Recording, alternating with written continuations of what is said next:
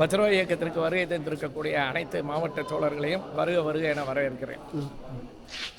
இனிய காலை வணக்கம். நிகழ்ச்சி மிக சிறப்பாக நடைபெற எனது சார்பாக நன்றியை டாக்டர் கிருஷ்ணன் நிகழ்ச்சி சிறப்பாக நடப்ப வாழ்த்து.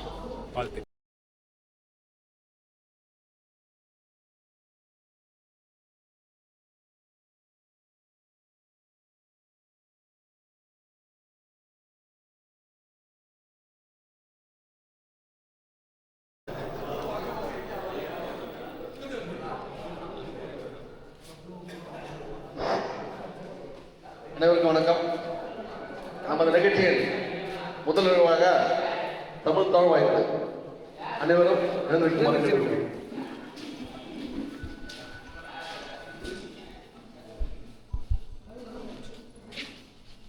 அனைவரும் தேர்ச்சி அடைகிறோம். வாசலில் இருக்கும் அனைத்து நண்பர்களும் வாழ்வோம். இல்லை என்றால் அப்படியே திரும்பி நின்று தமிழ் வாழ்த்து நடக்கப்படுகிறது. அது ஒத்துழைப்பு தருவோம்.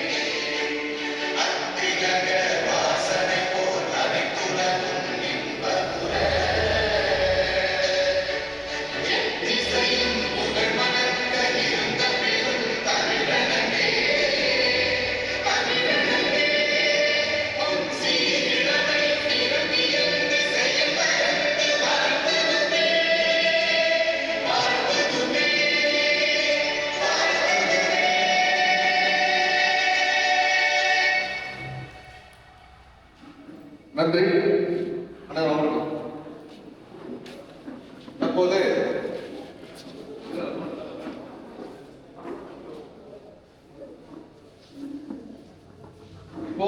நண்பர்கள் வந்துட்டு இருக்காங்க. அவங்க வர்ற வரையும் நம்ம அறிமுகப்படுத்திக்கலாம். எங்க வந்திருக்கோம், ஊர் பேரு, நம்ம பேரு, ஊர் பேரு, பொறுப்பு தான் பொறுப்பு பெயர், நம்ம இயக்கத்துடைய பொறுப்பு தான் பொறுப்பு பெயர். முதல்ல மேடையில் மகளிர் எல்லாம் சொல்லுவாங்க. அவங்க பேரு, அவங்க பொறுப்பு, அவங்க ஊர், எங்க வந்திருக்கீங்க. நிகழ்ச்சிக்கு இன்னைக்குதான் வந்திருக்கீங்க. உறுப்பினர் இல்லை அப்படின்னா இன்னைக்குதான் ஒரு முறையா வந்திருக்கேன்னு சொல்லி அறிவிக்கும்.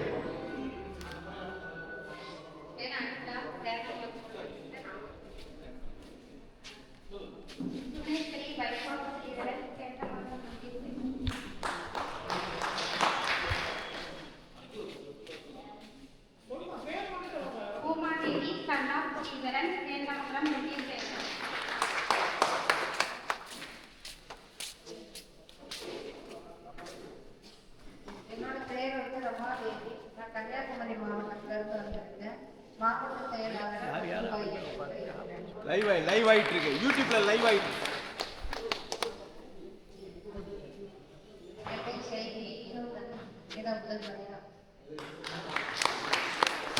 என்னுடைய பேர் பிரியதர்ஷினி. நான் சேலம் மாவட்டத்துல இருந்து வணக்கம். சுலோச்சனா. கோவை மாவட்டத்திலிருந்து வந்திருக்கேன். வழக்கறிஞர். 10 ரூபாய் இயக்கத்துக்கு இதான் முதல் மீண்டும். என் பேர் பரிந்தா. சேலம் மாவட்டத்துல இருந்து வரேன். ஃபர்ஸ்ட் டைம் இந்த மீட்டிங் அட்டெண்ட் பண்றேன். சதீஷ்குமார், வழக்கறிஞர், 10 ரூபாய் இயக்கத்துடைய மாநில செயலாளர். வழக்கறிஞர், 10 ரூபாய் இயக்கத்தின் மாநில செயலாளர்.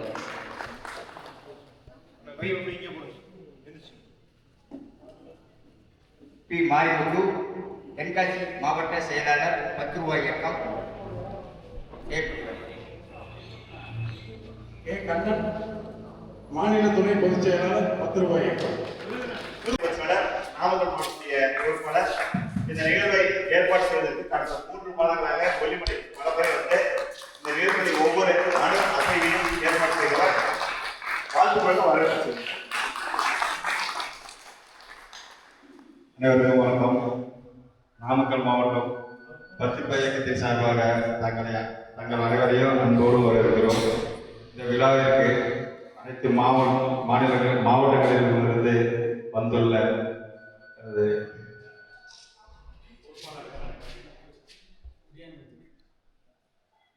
அனைவருக்கும் மிக்க நன்றி, வணக்கம்.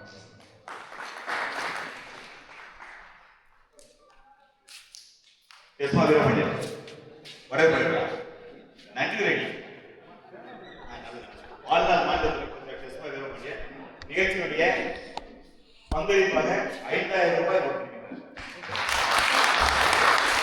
5000 ரூபாய் பணம் செலுத்தி இந்த நிகழ்ச்சியில் பங்கேற்று முதல் பேசுவாங்க. அதாவது 10 ரூபாய்க்கு பொறுத்தவரை கட்டுப்பாடு, ஒழுங்கு, ஒழுக்கம் இது மிக மிக மிக முக்கியம். மிக மிக மிக முக்கியம். 10 ரூபாய்க்கு நோக்கம் ஊழல் ஒழிப்பு, வெளிப்படையான நிர்வாகத்தை உருவாக்குது, சாமானிய மனிதனுக்கு அதிகாரம், சாமானிய மனிதனுக்கு நீதி. இதை இலக்காக 10 ரூபாய் தன்னுடைய சட்ட கடமைகளை இந்திய அரசியல் சட்டம் கொடுக்கக்கூடிய சட்ட கடமைகளை செய்து கொண்டிருக்கிறது. முதல்ல ஒழுங்கு வீட்டு இருக்கணும்னா அதிகாரிகளுக்கு நாம் கைவிட்டோம். நம்ம சம்பளம் வாங்கி வேலை செய்யக்கூடிய அதிகாரிகள் சட்டத்தில் கட்டுப்படவில்லை, ஒழுக்கமாக இல்லை, ஒழுங்கு இல்லை என்று நாம் சொல்லியிருக்கோம். அரசியல்வாதிகள் கைவிட்டோம். எடுத்துக்காட்டாக இருக்க வேண்டிய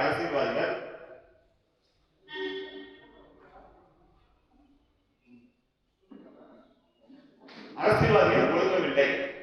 கர்மதர் காமராசரை போல், கக்கன் ஐயாவை போல், மகாத்மா காந்தியை போல், நேருவை போல், சுதந்திர போராட்ட தியாகிகளை போல் நம்முடைய அரசியல்வாதிகள் ஒழுக்கமாக இருக்க வேண்டும் என்று நாம் ஆசைப்படுகிறோம். இவற்றையெல்லாம் வந்து கை நீக்கிற பொழுது கை நீப்பார்கள். எதிராளிகளுக்கு கை நீக்கப்ப ஒரு விரல் நம்மை நோக்கி முதலாளி எல்லா விரலும் எதிராளிகள் நீக்கிற பொழுது ஒரு விரல் நம்மை நோக்கி காட்டுகிறது. தப்பா சொல்றேன், ஒரு விரல் தான் எதிராளிகள் காட்டுது. எல்லாரும் யாருமே காட்டுது, நம்மளே நோக்கி. முதல்ல நம்மளையில ஒழுக்கம் ஒழுங்கு. இப்ப 10 ரூபாய்க்கு பொறுத்தவரை மிக தெளிவா சொல்றோம். குடிப்பழக்கம் இருப்பவர்களுக்கு 10 ரூபாய்க்கு பொறுப்பு இல்லை. சட்டவிரோதமான நபர்களுக்கு 10 ரூபாய்க்கு இடமில்லை, இடமில்லை, இடமில்லை அப்படின்னு மிக தெளிவா சொல்றோம். இந்த நிகழ்ச்சிக்கு அதை அங்கீகரிப்பார், அதை அங்கீகரிச்சு பயிற்சியாளர் பொறுத்தவர்களுக்கு அழைப்பு அண்ணே குடு இது நான் தவற சொல்றேன். எல்லாருக்கும் குறிப்பிட வேணாம், குறிப்பிட வேணாம். ஒரு அரை மணி நேரம் ஒரு குறிப்பிட்ட வேலை கிடையாது. சத்தம் ஒரு ஆசிரியர் வேணாம், பச்சை வேணாம். இந்த ஒழுக்கத்தை ஒழுங்கை மற்றவர்களை நோக்கி சொல்ல முடியும்னா எவ்வளவு ஒழுக்கமாக இருக்கிறது கேள்வி இருக்கட்டும். இந்த பயிற்சி வகுப்பை பொறுத்தவரை 4 மாதம் நிர்வாகி 3 மாதங்களுக்கு முன்பு பயிற்சி வகுப்பான தயாரிப்பை ஆரம்பித்தார்கள். நான் சொன்னோம் மே மாதம் துவங்குவதற்கு பதிவு செய்யுங்கள் என்று சொன்னோம். இந்த நிகழ்வை தயாரிக்க போது உங்களுக்கு தெரியும், 2 நாள் பொதுமுறை தந்துகின்றோம். தங்குவதற்கான செலவு, உணவு, அழகக்கூடிய நிகழ்ச்சிக்கான செலவு இவை ஒரு நபருக்கு சாதாரணமாக 1500 முதல் 2000 வரை ஆகுவதற்கு வாய்ப்பு இருக்கிறது. ஆனால் நாம் 1000 ரூபாய் ஒரு இலக்கை வைத்து அதை செலவு பகிர்ந்தளித்தோம். கொஞ்சம் முன்பதிவு செய்ய சொன்னோம். நீங்க நிறைய பேர் முன்பதிவு பண்ணீங்க, உங்களுக்கு எல்லாத்துக்கும் பலத்த கைத்தொழில் வாழ்த்து. ஆனால் இந்த நிகழ்வை ஒருங்கிணைத்த எங்களுடைய மரியாதைக்குரிய மூத்த தலைவர் ஐயா கிருஷ்ண வீரபாண்டிய இன்று காலை வரை பதிவு செய்யவில்லை. அவர் என்ன நம்பிக்கைன்னா நிகழ்ச்சியை நாம தான் ஏற்பாடு பண்றோம், நாம பதிவு பண்ணுவோம் அப்படின்னு.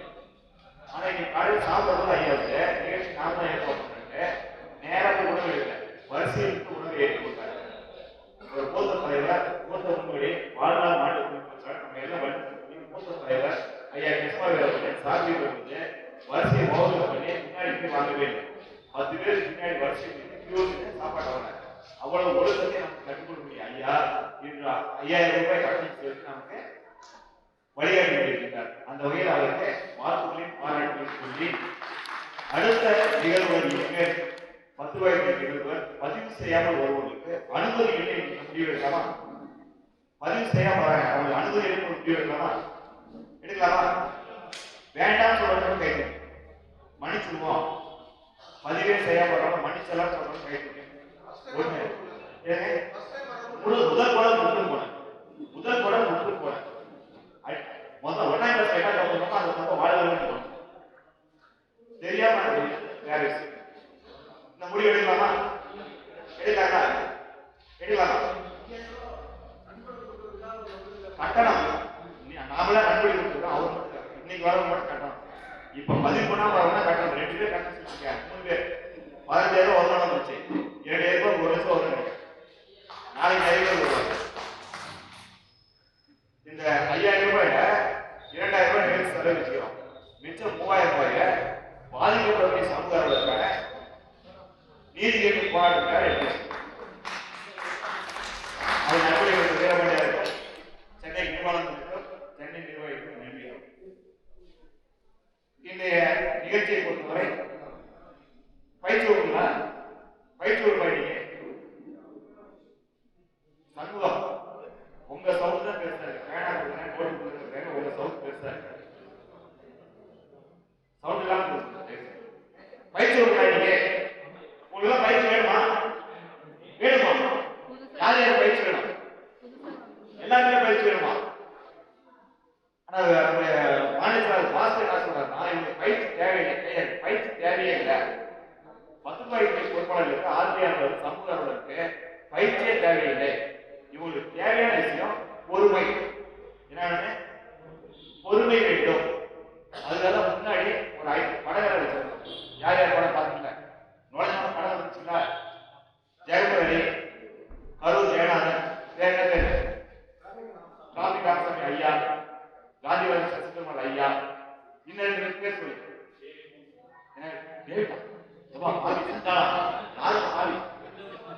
விட்டல் குமார், அப்புறம் டேவிட் பண்ண முடிவோடு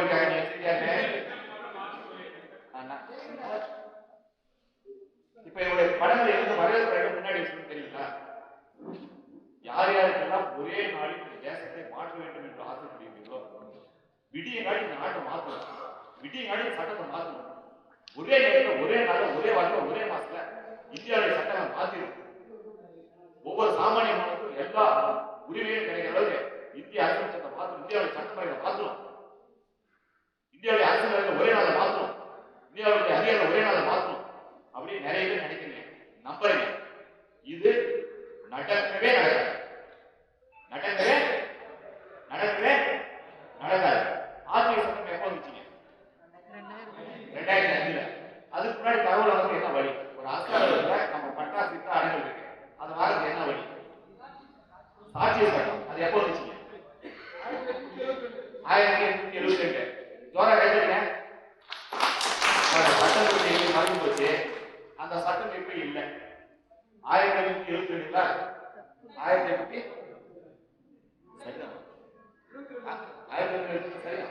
1878 சாட்சி சட்டம் வந்துச்சு. இந்த சட்டம் என்ன சொல்லுதுன்னா அரசாங்க பொது ஆவணங்கள் யார் கேட்டாலும் தரணும் அப்படி இருந்துச்சு. உங்க பாட்டனுக்கும் உங்க அப்பனுக்கும் நம்மளுக்கும் 2005 முன்னாடி தகவல் சட்டம் வரதுக்கு முன்னாடி இந்த சாட்சி சட்டத்தை பயன்படுத்தி யாரும் வாங்கிருக்கீங்களா? நான் வாங்கினதில்லை. யாருமே வாங்கினதில்லை. யாருமே வாங்கினதில்லை. அப்படிங்கிற சட்டம் பயன்படாத பேப்பர் உரிமை சட்டம். அப்படிங்கிற 2002 சட்டம் வரதுக்கு முன்னாடி ஒரு அரசாங்கத்துடைய ஆவணங்களை நம்முடைய பேப்பரை வாங்கறதுக்கு நாம லஞ்சம் கொடுத்தாலும் அல்லது அதிகாரத்துக்கு கெஞ்சணும். என்ன பண்ணுவோம்? நகல் மனு கொடுத்து கெஞ்சணும் அல்லது லஞ்சம் கொடுத்து வாங்கணும் சூழல். 2005 தகவல் சட்டம் வந்தது. இந்த சட்டம் வந்த பிறகு வீட்டில் வந்து ஒரு பேப்பர் எடுக்கணும், பேப்பர் எடுக்கலாம். மிஸ்டர் தாஸ்லர், எங்க பாட்டன் சொத்து உன் ஊர்ல இருக்கு. சிவகங்கை மாவட்டத்தில் காளியார் கோயில என் பாட்டன் சொத்து இருக்கு. அந்த ரெக்கார்டை எனக்கு தபால் அனுப்பி எது அனுப்பி தபால் அனுப்பி 10 ரூபா ஸ்டாம்ப் பண்ணிருக்கிறேன். சும்மாலாம் அனுப்பாத, சும்மாலாம் அனுப்பாத. 10 ரூபா ஸ்டாம்ப் பண்ணிருக்கிறேன். மகேந்திரன் ஒரு 10 ரூபா ஸ்டாம்ப் பண்ணிருக்கிறேன். எனக்கு சும்மாலாம் தராது. நான் இந்திய குடிமகன். யாரு நானே? நான் யாரு? இந்திய குடிமகன். எனக்கு என் வீட்டுக்கு தபால் அனுப்பி சும்மா தராது. 10 ரூபா காசு கட்டி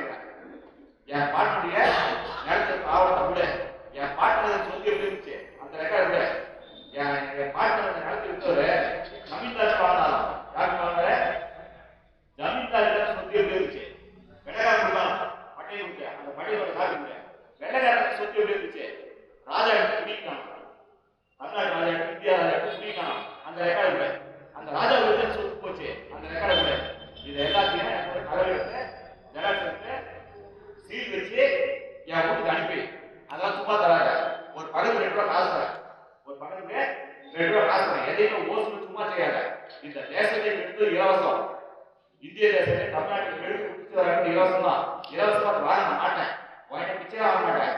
உன்னுடைய முதலாளி நாடு, இந்த அரசுகளுக்கு சம்பளம் தர முதலாளி நாடு. என் ரெக்கார்டை நீ பாதுகாத்து வச்சிருக்கிற, என் பாட்டு கொடுத்த ரெக்கார்டை, என்னுடைய மண்ணுடைய ரெக்கார்டை, என்னுடைய இனத்துடைய ரெக்கார்டை, என் தேசத்துடைய ஆவணம் பாதுகாத்து வச்சிருக்கிறேன். உன்னை நான் கவனம் இருக்கிறேன். அந்த ரெக்கார்டை எனக்கு நறுக்க முடியா காசு கட்டணம் வாங்கி கொடு அப்படின்னு தகவல் சட்டத்தில் ஒரு மனு கொடுத்தா 30 நாள் நம்ம தரணும். ஒரு சட்டம் வந்திருக்கு, நம்ம பயன்படுத்த வாங்கிக்கிறோம். இந்த சட்டம் வரதுக்கு முன்னாடி ஒரு சட்டம் இருந்துச்சு, சாட்சி சட்டம். அது இப்ப வேற ஒரு பேர்ல இருக்கு, ஆனா நடைமுறை இல்லாம இருக்குது. இந்த சட்டம் தானா வந்துச்சா? இந்தியா சொந்தம் தானா இருந்துச்சா? இந்தியா சொந்தம் தானா இருந்துச்சா? யாரெல்லாம் போராட்டம்?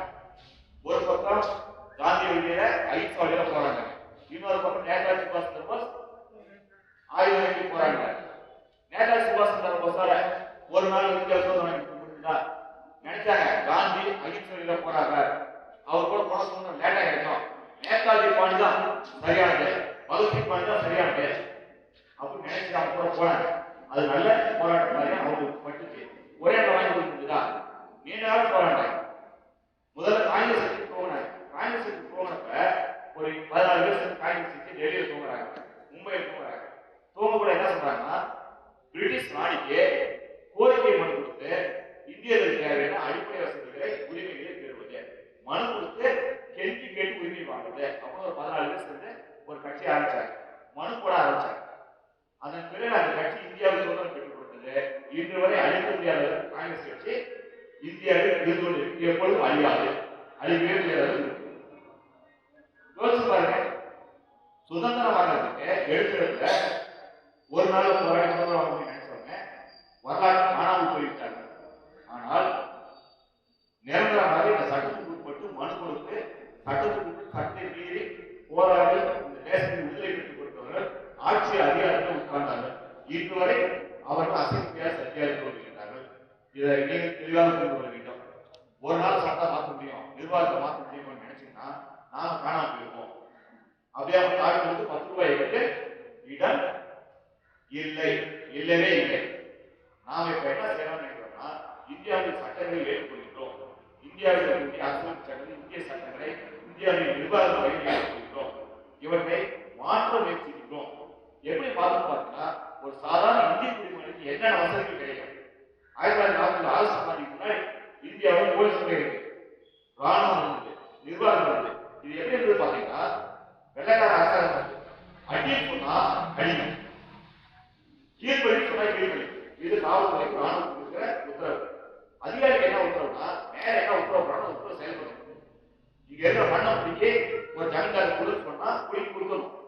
இந்த மண்ணை விவசாயம் பண்ணக்கூடாது உத்தரவு போட்டா விவசாயம் பண்ணா பார்த்துக்கணும். இந்த மக்களுக்கு உதவோடு காலி பண்ணி உத்தரவு போட்டா காலி பண்ணிடணும். சவுசடை போடணும்னா ஒரு ஜெயில போட்டு சொன்னா குடிச்சு போடணும், வெள்ள சட்டை போடணும்னா ஒரு ஜெயில போட்டு சொன்னா ஜெயில போடணும். இப்படி ஒரு நேருக்கு வர உத்தரவு கட்டுப்படக்கூடிய நிர்வாகமுறை சட்டமுறையாக இருக்கு.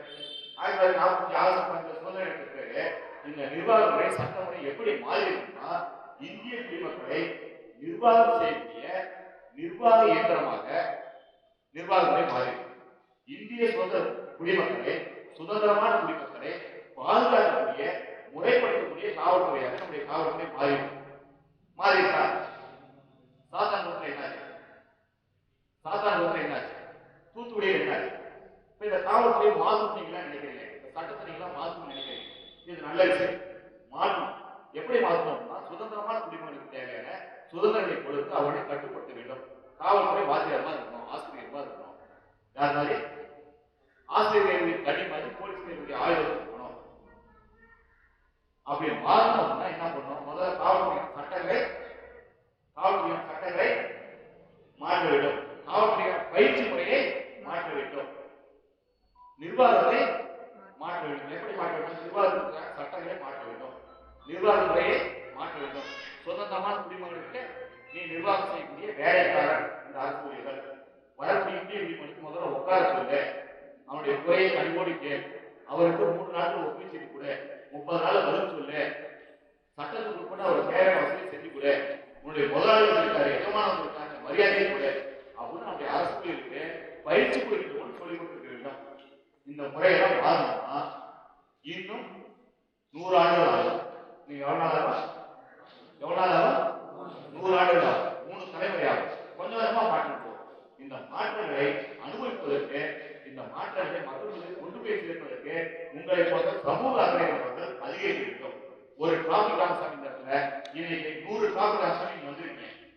ஒரு விட்டகுமார் இடத்துல 100 விட்டகுமார் வந்திருக்கீங்க. ஒரு காந்தியவாதி சட்டமான இடத்துல 100 பேர் வந்திருக்கீங்க. இது ஒவ்வொரு பகுதியும் அதிகரித்துக் கொண்டிருக்கிறது. நீங்கள் வெற்றியாளராக மாற வேண்டும். இதற்கு தேவையான பயிற்சியை நாம் அதிகமாக எடுத்துக்கொண்டிருக்கிறோம். ஆனால் செயல்படுத்துவது என்று வருகிறது. எல்லாமே கோபக்காரவே, எல்லாருமே கோபக்காரவே இருக்கிறோம். இந்த கோபத்தை கொஞ்சம் குறைக்கணும். எதற்காக பயிற்சி இருக்கு? கொல்லிமலையில் வச்சுக்கோமா, கீழே சென்னையில, மதுரையில, திருச்சியில, கோயம்புத்தூர்ல வச்சுதான் வசதியா இருக்கும். எதற்காக கொல்லிமலையில் வச்சுக்கோமா, யானைகள் குத்து வச்சுக்கணும். எங்க வைக்காரு மேட்டுப்பாளையம் ஊட்டிமலை அடிவாங்க. நம்முடைய மாநிலங்கள் தான் சொன்னாங்க, எல்லாரும் கொல்லிமலையில ஊட்டியில எக்கால விட்டு உட்கார வச்சுக்கணும். ஒரு வாரம் உட்கார வச்சு கொஞ்சம் அப்படியே குளிர்ச்சியான உட்கார வச்சு இவ்வளவு மூளையை கூட்ட வந்து குறைக்கணும். மூளையில குறிப்பா நம்ம விவசாய கடைசி கூட்ட குறைக்கணும். வேறுபாடு வேகத்தை குறைக்கணும். ஒவ்வொரு 10 ரூபாய்க்கு 5 ரூபாய்க்கு வேகத்தை குறைக்கணும். ஒவ்வொரு சமுதாய கோபத்தை குறைக்கணும். கோபத்தை அதிகம் பண்ணணும். அதே நேரத்தில் களத்தில் கோபத்தை காட்டுறதை குறைச்சிடணும். அதுக்கு என்ன வழி? கொஞ்சம் மனம் விட்டு ஒரு 2 நாளைக்கு ஒரு இடத்துல உட்காந்து விடிய விடிய மனம் விட்டு பேசி நிலைமையை புரிஞ்சுக்கணும். நிலைமையை இன்னைக்கு எப்படி சட்டம் என்ன இருக்கு, நிர்வாகம் என்ன இருக்கு, நம்முடைய எதிர்பார்ப்பு என்ன, மக்களுடைய எதிர்பார்ப்பு என்ன, இதை எப்படி மாற்றணும், இதற்கு எப்படி சட்டத்தை ஆயுதமாக பயன்படுத்த வேண்டும், எப்படி மறந்து நிற்கணும், நம்மை இழந்து விடாமல் எப்படி போராடணும், எப்படி சட்டத்தை பயன்படுத்த வேண்டும். இதுக்கு நீங்க உட்கார்ந்து பேசணும். நீங்க குழுமி ஒரு இடத்துல உட்கார்ந்து பேசி சூழல் அனுபவங்களை பயிர்ந்து வர வேண்டும் என்பதற்காக 2 நாட்கள் பயிற்சி போய் தொடர்ந்து 3ஆம் முறையாக தொழில் செய்திருக்கிறோம். இந்த பயிற்சியுடைய நோக்கமே என்னன்னா கற்றுதான் கேட்கணும். கொஞ்சம் கோபத்தை குறைச்சிக்கணும். என்னதை குறைச்சிக்கணும்? கோபத்தை குறைச்சிக்கணும். இதெல்லாம் சொல்லுங்க கருதிதான் கேட்கல. இதெல்லாம் சொல்லுங்க கருதிதான் கேட்கல. ஒரு லாரி நள்ளிரவு போயிட்டு டிரைவர் ஓட்டிட்டு போயிட்டு இருக்காரு.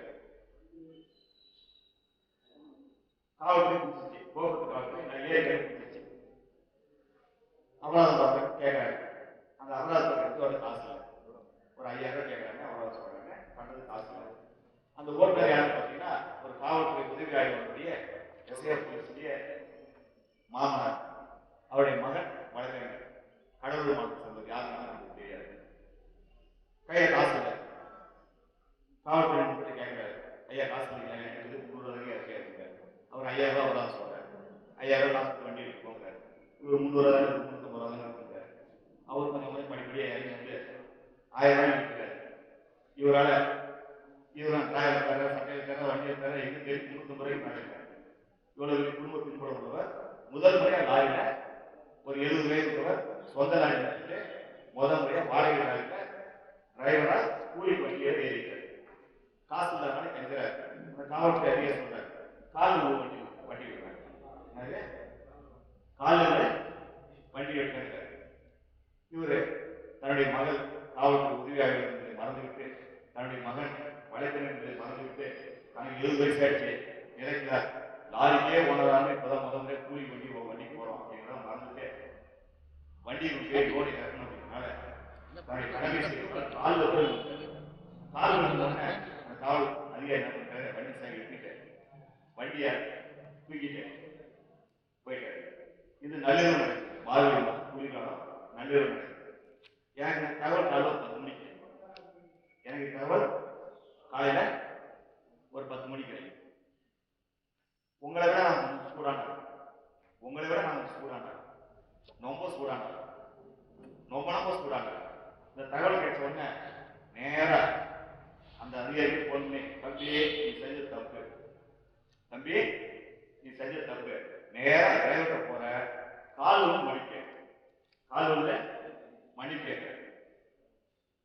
விசாரிப்பாங்க. இல்ல நடக்கிறதே வேற, களத்துல வேற அப்படின்னு நம்ம மரியாதையா கண்ணியமா போகணும்னு சொல்லியாச்சு. அவர் மன்னிப்பு கேட்கல.